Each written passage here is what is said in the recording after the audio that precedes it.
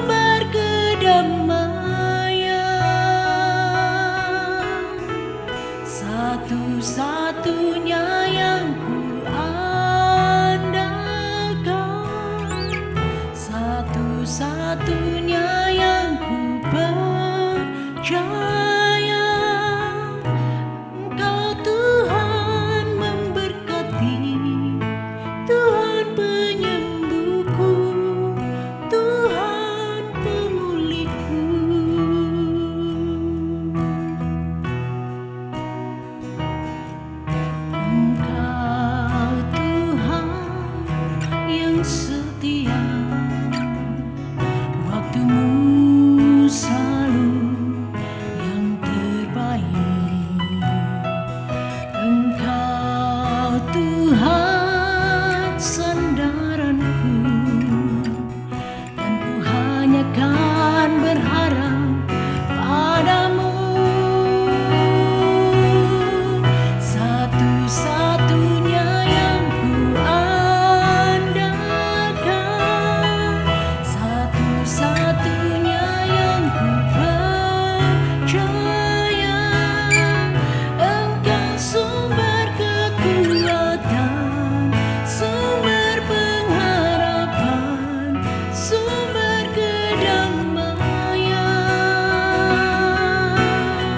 Satu-satunya yang ku andalkan, satu-satunya yang ku percaya. Engkau Tuhan memberkati, Tuhan penyembuhku, Tuhan pemulihku.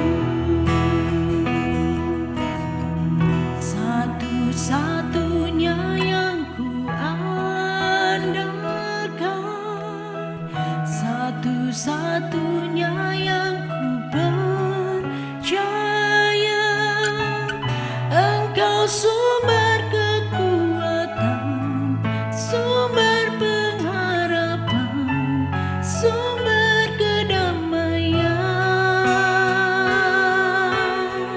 Satu-satunya yang ku andalkan, satu-satunya yang ku percaya. Engkau Tuhan memberkati, Tuhan penyembuhku, Tuhan pemulihku.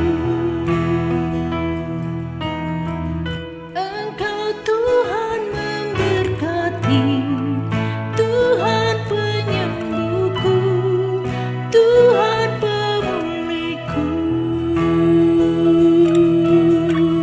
Engkau Tuhan memberkati, Tuhan penyembuhku, Tuhan pemulihku.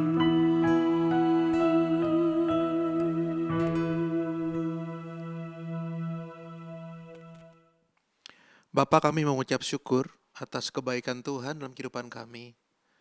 Kami percaya bahwa nggak ada satupun yang Tuhan tidak bisa kerjakan dalam kehidupan kami. Dan semuanya itu pasti membawa kebaikan kepada kami. Itu yang sampai hari ini kami masih rasakan. Kalau sampai hari ini kami masih bisa bernafas, masih bisa menghirup udara yang segar, semua karena kebaikan Tuhan. Bahkan hari ini kami bisa kebaktian, mendengar firman Tuhan. Mungkin ada beberapa teman-teman kami, saudara-saudara kami yang tidak bisa melakukan kebaktian karena keterbatasan teknologi ataupun alat. Tapi kami bisa. Kami mengucap syukur Bapak. Kami bisa tetap mendengar firman Tuhan. Maka itu Tuhan, banyak hal yang kami bisa ucapkan syukur kepada Tuhan. Karena kami mau fokus kepada Tuhan aja. Bukan pada kekurangan yang kami belum terima. Bapak berbicaralah kepada kami pada hari ini, supaya apa yang kami dengar hari ini semuanya datang daripada Engkau. Bukan pikiran, bukan perkata daripada hamba-Mu, tapi semuanya sumbernya dari Engkau. Sebab kami terlalu percaya apabila semuanya datang daripada Engkau, semuanya pasti akan diberkati, diubahkan, diperbaharui. Kami siap terima firman-Mu Bapa. Hanya di dalam nama-Mu saja kami siap dengar firman Tuhan. Semua yang siap dengar firman Tuhan sama-sama katakan amin. Shalom semuanya, saudara-saudara, apa kabar? Senang sekali saya Martin Sunardi bisa ketemu saudara-saudara lagi. Ini harusnya sekarang saya ada di Amerika, saudara-saudara. Tetapi karena pandemi ini, saudara-saudara, ya saya ketemu Anda sekarang dalam virtual seperti ini. Tetapi anyway, buat saya yang lebih penting bukanlah saya bisa ketemu Anda secara person to person atau bagaimana. Yang penting firman Tuhan yang bisa dibagikan. Hari ini saya akan mengambil sebuah tema, keep believing, saudara-saudara. Tetap percaya. Yuk kita sama-sama buka firman Tuhan. Yohanes 20 ayat 29. Yohanes pasal 20 ayat ke-29. Yohanes 20:29, kata Yesus kepadanya, karena engkau telah melihat aku, maka engkau percaya. Berbahagialah mereka yang tidak melihat, namun percaya. Saudara-saudara, mudah bagi kita bilang percaya kepada Tuhan waktu kita melihat semuanya baik. Ya dong, waktu kemarin-kemarin kita bilang percaya sama Tuhan itu mudah waktu semua pandemi ini belum terjadi, saudara-saudara. Tetapi kalau sekarang kita ngelihat pekerjaan Tuhan itu tidak terasa di kehidupan kita karena pandemi ini, saudara-saudara, berarti ada satu yang salah nih dengan apa yang kita percaya. Kitab Mazmur, saudara-saudara ya, Kitab Mazmur bilang begini, saudara-saudara. Mazmur 34 ayat ke-9. Kecaplah dan lihatlah betapa baiknya Tuhan itu. Berbahagialah orang yang berlindung padanya. Ini adalah sebuah verse yang sering banget kita dengar, saudara-saudara. Bahkan ada lagunya diciptakan oleh teman baik saya namanya Frankie Sihombing, saudara-saudara. Kecaplah dan lihatlah. Saya yakin dan percaya saudara-saudara tahu lagunya. Tetapi ini yang lucu menurut saya. Waktu saya baca firman ini, saudara-saudara, kata-katanya kecaplah dan lihatlah. Disuruh ngerasain dulu baru melihat. Saya nih hobinya makan, saudara-saudara. Ya, saya hobinya makan. Kita ini mesti akui we are a man of sight. Kita ini adalah orang-orang yang melihat dulu baru mau coba merasakan. Kalau kita pergi ke sebuah kedai, ke sebuah restoran, saudara-saudara, kita mau ngeliat menunya dulu. Ya, gambarnya menggiurkan, gambarnya menarik, kita kayaknya seru nih. Saya mau cobain. Saya nih suka banget mie, saudara-saudara. Ya, saya suka sekali noodles. Nah, istri saya tahu saya banget nih, sukanya tuh bakmi keriting, saudara-saudara. Jadi kalau suka bakmi itu saya sukanya bakmi Medan, ya Siantar kayak begitu. Pokoknya yang keriting. Kalau saya ngeliat bakmi keriting tuh, aduh udah ngeces, saudara-saudara. Nah, tapi saya mesti lihat dulu. Nah, kadang-kadang kita juga seperti itu. Kita perlu ngeliat dulu baru mau cobain. Nah, tapi firman Tuhan katakan di sini kecaplah dan lihatlah, rasakan dulu, imani dulu, percaya dulu, baru kita melihat. Ini adalah berbicara soal iman, saudara-saudara. Berbicara soal imanan kita sama Tuhan. Bagaimana kita tetap mau melihat Tuhan itu baik, tetap melihat dari sebuah sudut pandang yang baik, bahwa Tuhan itu baik, dibanding apa yang kita lihat dengan kacamata kita sendiri sebagai manusia biasa, saudara-saudara. Nah, inilah yang kita mau sama-sama pelajari. Kenapa sih bisa ada orang-orang yang kurang percaya sama Tuhan? Ada 3 hal yang saya mau bagikan kepada Anda semua dari, mungkin ada banyak sekali hal yang poin-poin yang bikin kita gak percaya sama Tuhan. Tapi kita mau ambil 3 aja, karena keterbatasan waktu nanti kalau kita terus bisa sampai jam 12 malam saya sharingnya, saudara-saudara ya. Oke. Yang pertama, kenapa sih kita kurang percaya? Karena Tuhan tidak jawab doa kita.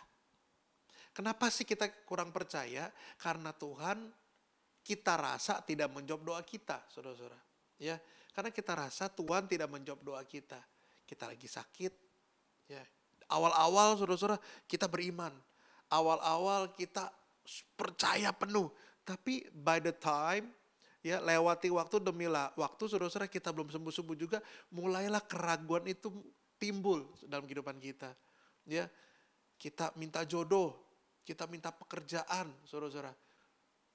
Awal-awal percaya, awal-awal benar-benar beriman, tapi by the time lewati waktu demi waktu, saudara-saudara, nggak dapat kerjaan juga, nggak sembuh juga, saudara-saudara, kita mulai ragu, saudara-saudara.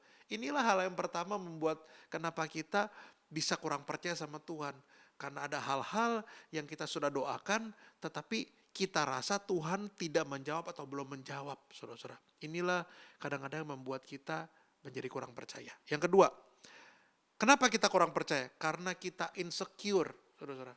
Karena kita insecure. Dalam situasi sekarang banyak sekali orang yang merasa insecure. Ya, nggak ada kerja, nggak bisa kerja, berarti nggak ada pendapatan. Kalau nggak ada pendapatan, mungkin nggak bisa makan. Ya, saudara-saudara. Kalau nggak bisa makan, saudara-saudara, jadi kita bisa hidup dengan apa? Ya, saya beberapa waktu yang lalu saya mendengar sebuah wawancara presiden kita Pak Joko Widodo, saudara-saudara, dihadapkan oleh 2 pertanyaan, saudara-saudara. Memikirkan kesehatan atau ekonomi, saudara-saudara. Beliau menjawab dengan bijaksana sekali menurut saya. Dua-dua hal ini gak bisa dipungkiri pentingnya. Karena kalau mikirin kesehatan doang, gak mikirin ekonomi, nanti yang gak punya pemasukan, gak bisa makan, lama-lama sakit juga. kalau mikirin ekonomi, kalau mikirin sehat doang, tapi nggak mikir, gimana tuh tadi tuh? Tadi saya ngomong apa? Ya pokoknya intinya kalau mikirin kesehatan doang, nggak mikir ekonomi, salah juga. Mikirin ekonomi doang, nggak mikirin kesehatan, salah juga. Jadi ini benar-benar susah banget, saudara-saudara, untuk dipilih. Nah, sama juga dengan kita saat ini, saudara-saudara. Di awal-awal kita mikir, aduh nih gimana kerjaannya? Ini bisa nggak kita hidup nih? Bisa nggak kita makan nih? Tapi buktinya sampai hari ini kita masih bisa hidup, kita masih bisa makan, saudara-saudara. Ya, jadi yang kedua, kenapa kita kurang percaya? Karena kita insecure, suka ngerasa nggak aman aja, saudara-saudara, dengan keadaan. Kedepannya bakal bagaimana ini? Anak saya bisa sehat atau enggak? Dikit-dikit hand sanitizer, dikit-dikit cuci tangan. Semuanya kita takut karena kita merasa insecure. Nah, disitulah kita ngerasa jadi kurang percaya. Bahwa kita ngerasa Tuhan nggak mampu, kita ngerasa Tuhan tidak bekerja. Yang ketiga, apa yang membuat kita jadi kurang percaya? Karena kita terlalu fokus pada masalahnya. Apa yang membuat kita kurang percaya kepada Tuhan? Karena kita terlalu fokus pada masalahnya. Saya yakin dan percaya saudara-saudara pernah mendengar sebuah quotes atau kutipan saudara-saudara akan sebuah perkataan seperti ini. Hai masalah, engkau lebih kecil karena aku punya Tuhan yang besar. Ya saudara-saudara. Banyak sekali quotes-quotes seperti itu saudara-saudara. Nah, tetapi ini yang sering kita hidupkan waktu kita dalam keadaan yang baik-baik aja. Dalam keadaan gak baik saudara-saudara, kita udah mulai fokus bukan kepada Tuhan ya, tetapi fokus kepada masalahnya. Sebuah contoh ayat cerita di mana waktu Yesus berjalan di atas air saudara-saudara, murid-muridnya di kitab Matius ya, pasal 14 saudara-saudara boleh baca saudara-saudara. Waktu itu ceritanya adalah setelah Yesus memberi makan 5.000 orang, saudara-saudara ya, 5 roti 2 ikan, peristiwa 5 roti 2 ikan. Yesus suruh muridnya pergi duluan naik perahu, saudara-saudara ya, naik perahu ke lautan. Dia pengen mengasingkan diri, saudara-saudara, ke tempat yang sunyi karena dia tadinya tuh bersedih karena Yohanes Pembaptis dibunuh, saudara-saudara. Ya, tetapi karena belas kasihan ada orang yang datang sama dia berkati dan bahkan dikasih makan, maka peristiwa 5 roti dan 2 ikan itu, saudara-saudara. Nah, lalu setelah itu Yesus berdoa semalaman, firman Tuhan katakan begitu. Nah, murid-muridnya udah bermil-mil jauhnya, firman Tuhan katakan. Nah, tapi bukan Yesus dong, kalau dia nggak pakai cara yang keren banget untuk datang hampirin murid-muridnya. Mungkin waktu pas muridnya bilang sama Yesus, guru kalau kami disuruh pergi, ntar guru pergi gimana? Mungkin Yesus bilang, udah tenang aja loh, ntar juga ketemu sama gua. Mungkin seperti itu, saudara-saudara, gampangnya seperti itu. Tiba-tiba bener aja. Tiba-tiba Yesus jalan dong di atas air. Nah, buat saya ini lucu, murid-muridnya ketakutan ngeliat Yesus. Padahal kita tahu, Yesus baru aja ngelakuin mujizat, 5 roti dan 2 ikan, saudara-saudara. 5.000 puluhan ribu orang tuh bisa makan, saudara-saudara. Tetapi murid-muridnya waktu ngeliat Yesus datang, dia ketakutan. Yesus bilang, tenang, aku ini, dia bilang gitu. Terus Petrus ngomong begini, kalau memang benar itu engkau, suruh aku ke sana. Terus apa yang Yesus ngomong? Datanglah. Nah, Petrus sempat berjalan di atas air, saudara-saudara, mendapatkan Yesus. Tapi karena angin, saudara-saudara, karena angin, dia akhirnya jadi lemah iman dan akhirnya tenggelam. Nah, awalnya Petrus fokus kepada Yesus, makanya dia bisa berjalan. Tetapi waktu dia fokusnya bukan kepada Yesus, dia mulai tenggelam. Nah, dengar baik. Kalau kita fokus pada masalahnya bukan kepada Tuhan kita, percayalah kita gak akan pernah bisa hidup dengan damai. Kalau kita gak pernah bisa fokus kepada Tuhan, kita gak bakal pernah ngerasa aman, saudara-saudara. Makanya mulai hari ini, saudara-saudara, kalau kita punya masalah, fokusnya bukan kepada masalahnya, tetapi berfokuslah kepada Tuhan. Kita mesti akuin, kita punya masalah ini bukan sekarang aja. Kita punya masalah ini bukan hari ini aja. Dari kapan tahu, kita punya masalah, saudara-saudara. Ya, gak ada yang bisa satupun orang yang gak punya masalah. Karena ciri-ciri orang hidup adalah orangnya pasti punya masalah. Makanya fokusnya jangan kepada masalahnya, tapi fokuslah kepada Tuhan. Amin. Itulah 3 hal dari banyaknya hal yang mungkin saya gak bisa sebutin, saudara-saudara. Ini 3 hal aja yang saya coba lampirin kepada Anda. Kenapa kita kurang percaya? Karena Tuhan gak jawab doa kita. Karena kita suka insecure, rasa gak aman, saudara-saudara, dalam diri kita. Terus karena kita terlalu fokus pada masalahnya. 3 hal ini yang membuat kita jadi orang yang susah percaya kepada Tuhan. Nah, tapi kabar baiknya untuk saya dan Anda pada hari ini, ada cara bagaimana supaya kita bisa tetap percaya kepada Tuhan. Saya harap ini membantu Anda untuk terus beriman, tetap percaya sama Tuhan. Amin, saudara-saudara. Yang pertama, bagaimana kita bisa tetap percaya kepada Tuhan. Gak ada cara yang lain selain kita mengenal Bapa di surga. Saya tulis begini saudara-saudara. Ya, saat kondisi sekarang inilah adalah saat yang tepat untuk kita bisa ngetes diri kita. Kita kenal Tuhan atau cuma tahu Tuhan doang. Saat-saat ini adalah saat yang paling baik untuk kita mengetes kita kenal Tuhan atau cuma tahu Tuhan doang. Karena orang-orang yang kenal sama tahu itu beda, saudara-saudara. Saya tulis seperti ini. Tahu itu cuma di luarnya aja, ya. Orang yang cuma tahu ketemu di luar aja, biasanya kalau ketemu itu cuma sebentar doang, saudara-saudara. Ya, biasa orang yang cuma tahu itu ketemunya cuma sebentar saja. 5 menit, 2 jam, 3 jam, cuma sebentar doang, saudara-saudara. Makanya cuma tahu. Tetapi orang yang kenal, ketemunya tuh sering. Saya bisa nikah sama istri saya, gara-gara saya sering komunikasi. Terus beberapa kali saya janjian ketemuan, saudara-saudara. Ini karena sering, akhirnya jadi bisa nikah. Saya akhirnya percaya Pastor Rossi dan juga Anda semua di sini yang menikah, pasti Anda ngalamin ini semua. Nggak mungkin Anda PDKT, pendekatan sama pasangan Anda itu cuman seminggu sekali, cuma 2 jam. Anda pastikan terus-terusan sama dia. Buat saya, saudara-saudara, orang yang cuma datang kebaktian doang, ikut cell group doang, itu orang cuma tahu Tuhan. Karena buat saya kebaktian, cell group itu cuma vitamin. Vitamin itu, saudara-saudara, diminumnya cuma sesekali doang. Ya mungkin sehari 3 kali gitu kita minum. Tetapi kalau kita mau kenal lebih dalam lagi, saudara-saudara, kita mesti setiap hari, setiap jam, setiap detik, saudara-saudara. Bahkan firman Tuhan katakan begini, renungkanlah firmanku siang dan malam. Artinya kita diminta merenungkan Tuhan. Kenapa saya bilang renungkan Tuhan ya? Firman ya Tuhan itu sendiri juga.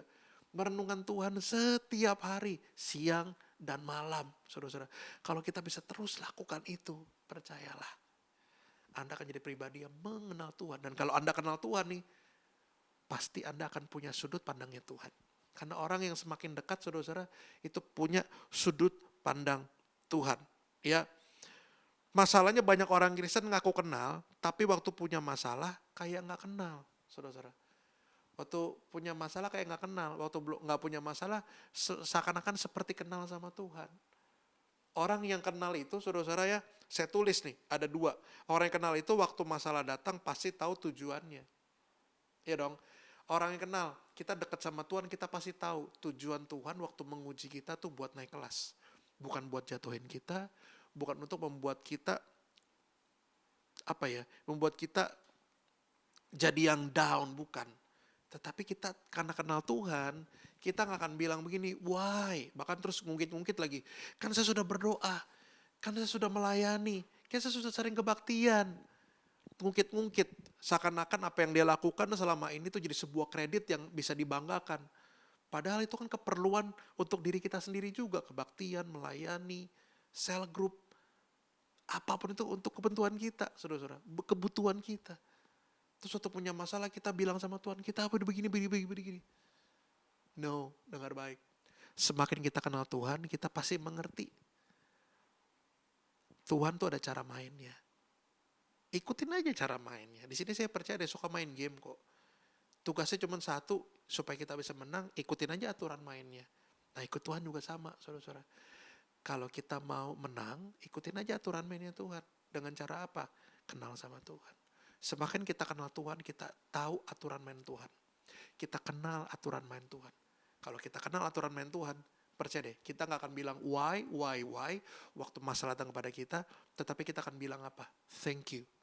Loh, Tin, Pak Martin kok aneh banget sih bilangnya thank you punya masalah. Yes, karena tanpa masalah, kita gak bakal bisa naik kelas. Tanpa ujian, kita gak bisa naik kelas, saudara-saudara. Makanya masalah itu baik. Hal-hal ini adalah sekarang baik, saudara-saudara. Supaya kita bisa lebih dekat sama Tuhan. Amin. Orang yang kenal tuh apalagi, saudara-saudara. Pengenalan kita sama Tuhan itu harusnya menenangkan dan melegakan kita. Bukan malah kita jadi ketakutan. Kan kita tahu nih, Tuhan itu adalah pribadi yang memberikan kelegaan. Kita buka dulu nih, Matius pasal 11 ayat 28. Matius pasal 11 ayat 28.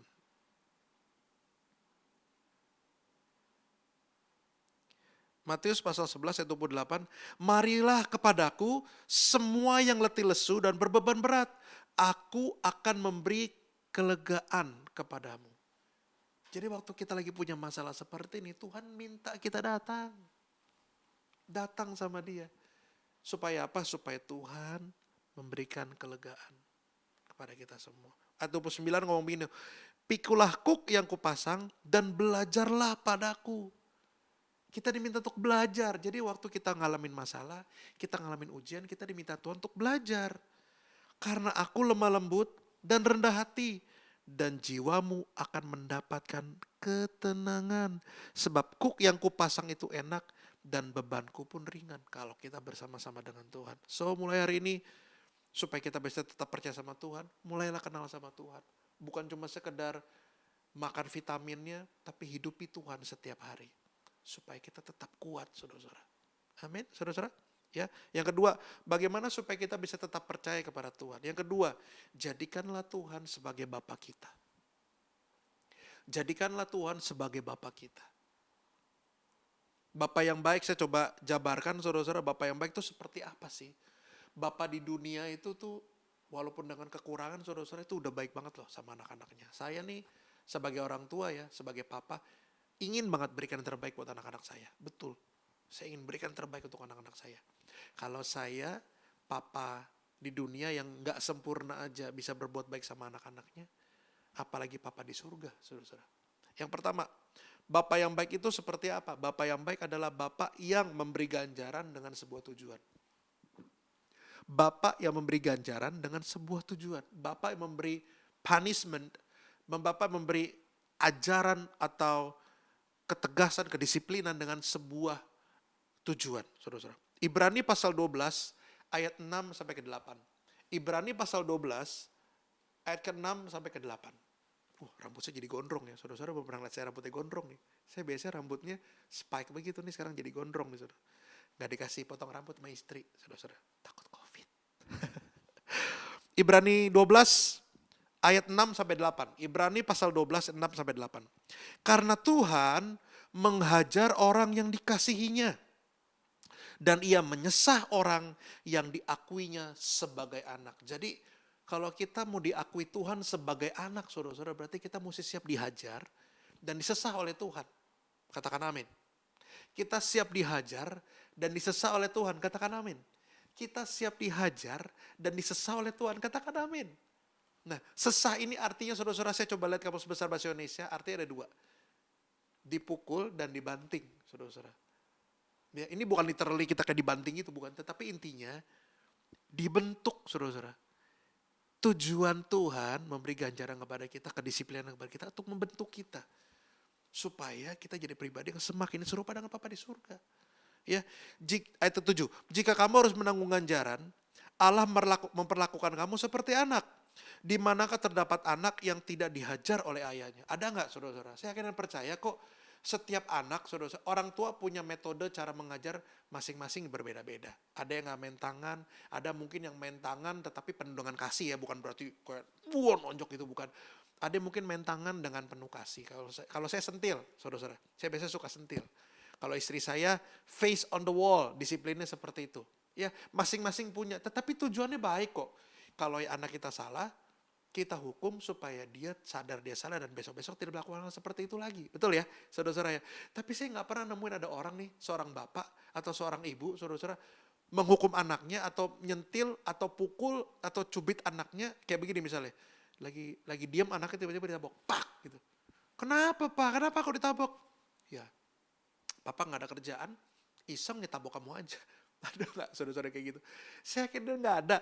Di mana-mana orang tua kalau memberikan ganjaran atau hukuman kepada anak-anak itu pasti dengan sebuah tujuan. Sama juga dengan Papa di surga. Dia memberikan kita ganjaran dengan sebuah tujuan supaya saya dan Anda semakin mengerti bagaimana jadi orang yang lebih baik lagi, saudara-saudara ya. Ayat ke-8 ngomong seperti ini. Tetapi jikalau kamu bebas dari ganjaran yang harus diderita setiap orang, maka kamu bukanlah anak, tetapi anak-anak gampang, anak yang manja, saudara-saudara. Anak-anak yang gampang-gampang seperti itu. Mungkin sekarang sebagai orang tua, kita bisa manjain anak kita. Tetapi saudara-saudara itu sebuah investasi.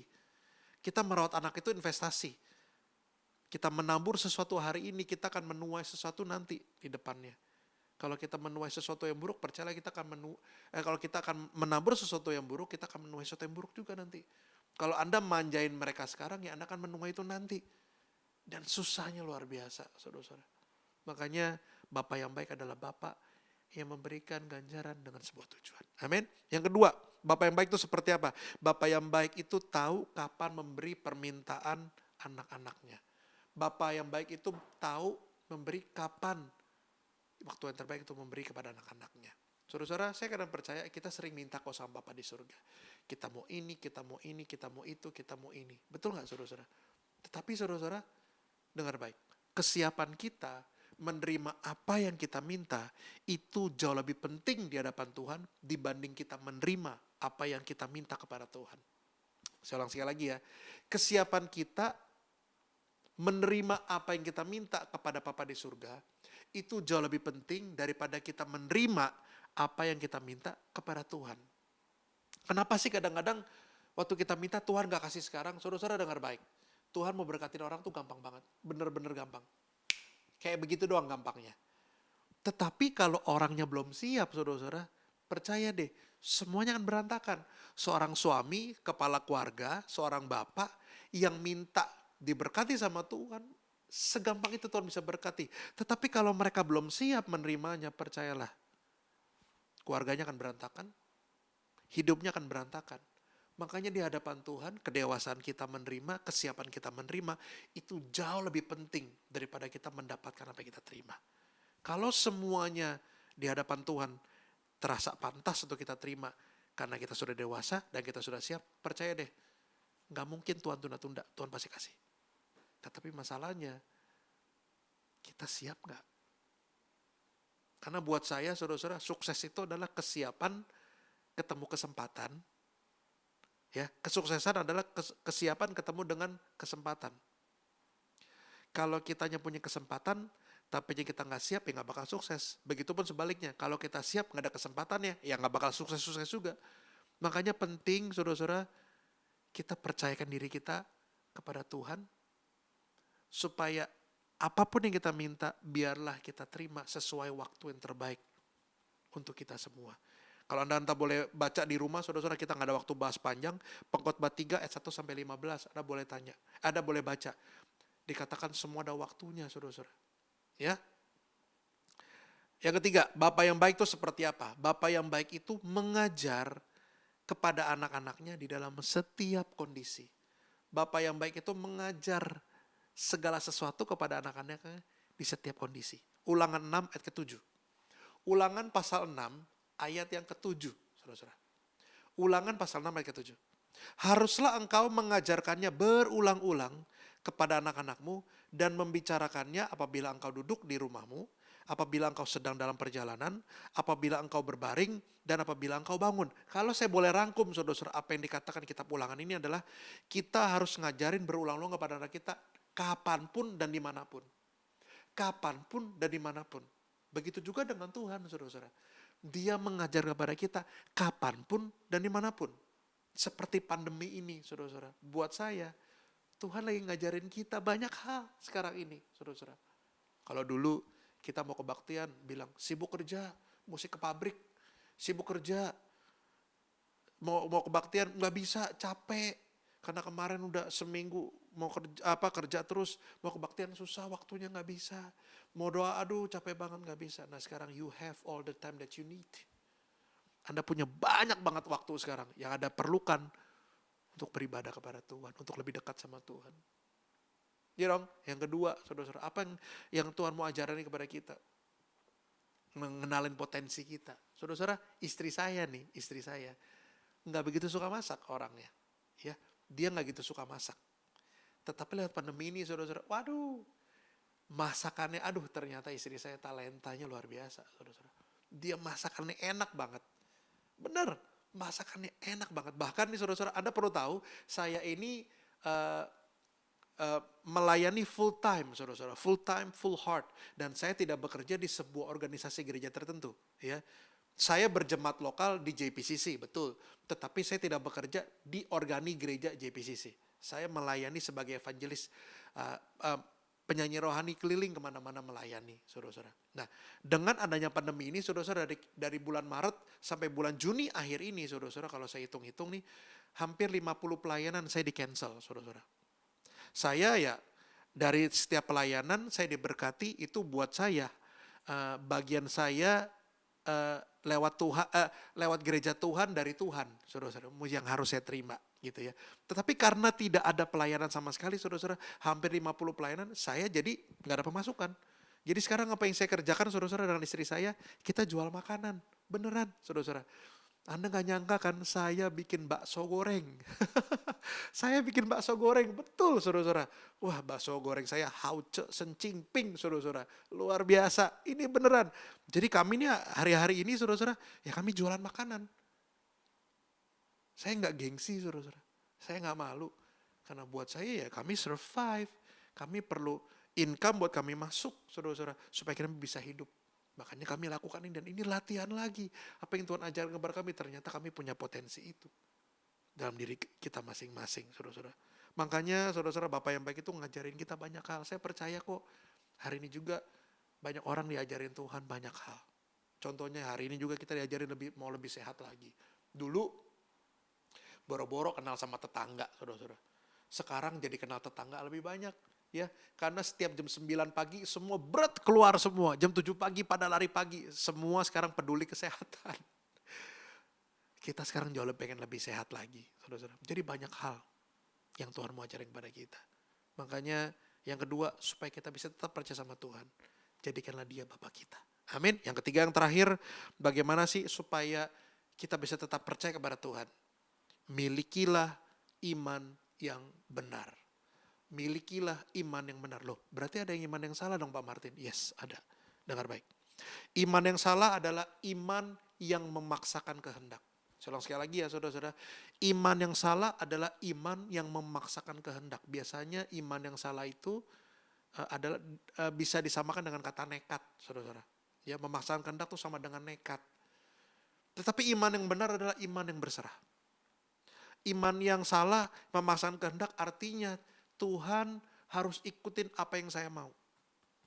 Namun seringkali apa yang baik buat kita itu belum tentu baik buat Tuhan. Makanya kadang-kadang suka bentrok apa yang kita inginkan dengan kemauannya Tuhan. Makanya yang perlu kita lakukan adalah saudara-saudara, milikilah iman yang benar. Iman yang benar itu seperti apa sih? Iman yang berserah. Walaupun kita minta kepada Tuhan tapi kita tidak dapatkan keinginan kita tetap mempercayakan hidup kita kepada Tuhan. Saya ingat waktu saya pemberkatan nikah, saudara-saudara, dengan istri saya, ya, dengan istri saya. Ini istri saya ada di depan saya, saudara-saudara ya. Waktu setelah diberkati dalam sebuah pernikahan, kan biasa disuruh ngomong tuh sama papa mamanya ya, saudara-saudara ya. Saya ingat banget papanya Yunita bilang gini, Tin, papa serahin Yunita sama kamu ya. Begitupun setelah itu, mamanya bilang gitu, mama serahin Yunita sama kamu ya. Nah, ternyata ada hal yang menarik di sini saudara-saudara, waktu papa dan mamanya Yunita bicara kepada saya, ngomong menyerahkan Yunita kepada saya. Artinya mereka percaya sepenuhnya kepada saya bahwa saya akan menjaga, memelihara dia dan juga cucu mereka kelak saudara-saudara ke depannya. Nah, sama juga dengan kita kepada Tuhan saudara-saudara. Waktu saat kita percaya kepada Tuhan, ya, waktu kita percaya kepada Tuhan, saat itu juga sebetulnya kita sedang melepas hak hidup kita dan menyerahkannya kepada Tuhan. Waktu itu papa mama Yunita bilang menyerahkannya kepada saya, mereka telah melepas haknya mereka sebagai orang tua yang betul-betul memelihara secara langsung dan menyerahkannya kepada saya, saudara-saudara. Ya, menyerahkannya kepada saya. Begitu juga dengan Tuhan, saudara-saudara. Waktu kita percaya kepada Tuhan, sebetulnya kita sedang melepaskan hak kita kepada diri kita dan kita menyerahkan kepada Tuhan. Sama contohnya, handphone ini saudara-saudara. Handphone ini tadinya saudara-saudara haknya tokonya sebelum saya beli. Tetapi setelah saya beli saudara-saudara, hak toko ini berpindah kepada saya. Iya dong, karena saya sudah bayar. Mau saya lempar, mau saya buang, mau saya apa-apain ya urusan saya, orang hak-hak saya. Begitu juga dengan kita kepada Tuhan. Waktu kita percaya sama Tuhan, saat itu juga, kita bukan kita lagi tetapi kita mengizinkan Tuhan menyerahkan hidup kita. Kita mengizinkan hidup kita kepada Tuhan untuk take over kehidupan kita. Dengan kata lain, Dia berdaulat penuh kehidupan kita. Jadi Dia mau apain kita, itu terserah Dia. Tetapi saya percaya, Tidak mungkin dia melakukan sesuatu yang menjatuhkan kita. Karena Tuhan hanya bisa melakukan satu hal, yaitu kebaikan. Roma 8 ayat 28, saudara-saudara. Kalau sekarang belum baik, nanti pasti baik. Kalau sekarang sudah baik, nanti pasti semakin baik. So, hari ini kita udah belajar, saudara-saudara. Apa sih yang bisa bikin kita kurang percaya? Karena kita tadi insecure, terus doa kita gak dijawab. Karena kita terlalu fokus sama masalahnya, sampai kita gak bisa ngelihat Tuhan tuh luar biasa. Tetapi kita hari ini belajar. Bagaimana kita bisa tetap percaya sama Tuhan? Kenal sama Tuhan, bukan cuma ketemu sekali-sekali, tetapi intens, intimate dengan Tuhan setiap hari. Ya dong? Terus yang kedua, jadikan Tuhan Bapa kita. Bapa yang baik itu selalu memberikan ganjaran dengan sebuah tujuan, memberikan segala sesuatu kepada anaknya dengan waktu yang terbaik. Kesiapan anaknya menerima. Bapa yang baik itu seperti apa lagi? Mengajar kepada anak dalam setiap kondisi. Dan yang ketiga, saudara-saudara, yang paling penting, milikilah iman yang benar. Kalau tiga hal ini ada pada kita, percayalah, kita akan tetap percaya dan tetap berkata, Tuhan itu baik. Saya harap saudara-saudara belajar hari ini oleh firman yang dibagikan, supaya jadi kekuatan buat kita semua. Mari kita sama-sama berdoa. Bapa, kami mengucap syukur atas kebaikan Tuhan yang kami rasakan.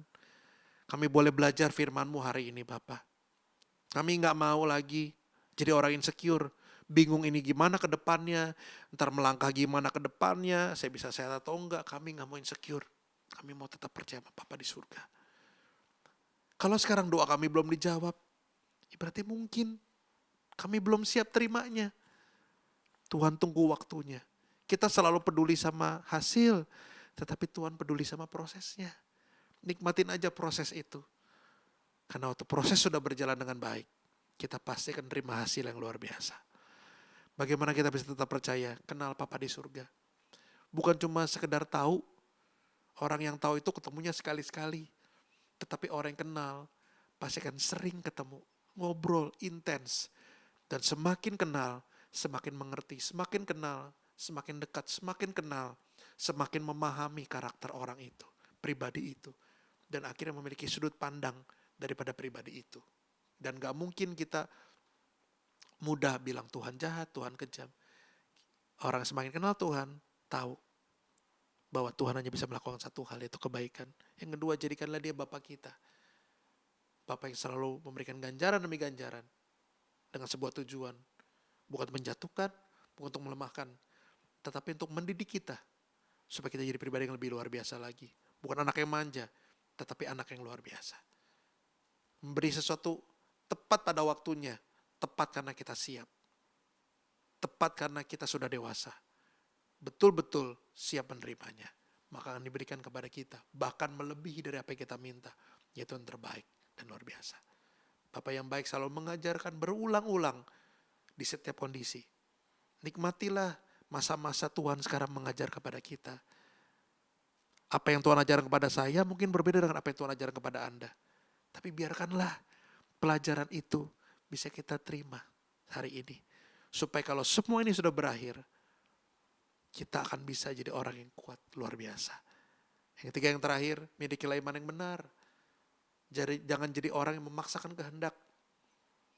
Harus keinginannya tercapai, harus keinginannya dipenuhi. No. Tetapi berserahlah kepada Bapa di surga.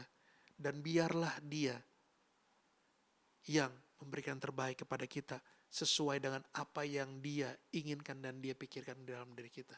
Karena kita tahu, yang baik buat kita belum tentu baik buat Tuhan, tetapi yang terindah dari Tuhan, walaupun sekarang tidak bisa kita mengerti, tetapi itulah yang terbaik buat kita semua. Papa, kami sudah belajar hari ini. Papa berikan kami kesehatan, kekuatan, supaya kami semua bisa jadi orang-orang yang luar biasa dalam Tuhan. Memahami, melihat semuanya dalam kacamatanya Tuhan, dan kami jadi punya ucapan syukur kepada Tuhan. Berkati Pastor Rosid sekeluarga, berkati jemaat Rock Philadelphia, supaya tetap sehat, tetap tangguh, tetap percaya pada Tuhan. Dan waktu semuanya ini berlalu, kita akan tetap bisa melihat dan memandang Tuhan bahwa Tuhan itu baik. Hamba-Mu telah selesai berbicara, tetapi perlindungan, penyertaan Tuhan dan pertolongan Tuhan selalu ada untuk kita selama-lamanya. Semua saudara berkati sama-sama katakan, amin. Saya harap saudara-saudara semua diberkati, tetap kuat, tetap berharap, tetap sehat. God bless you.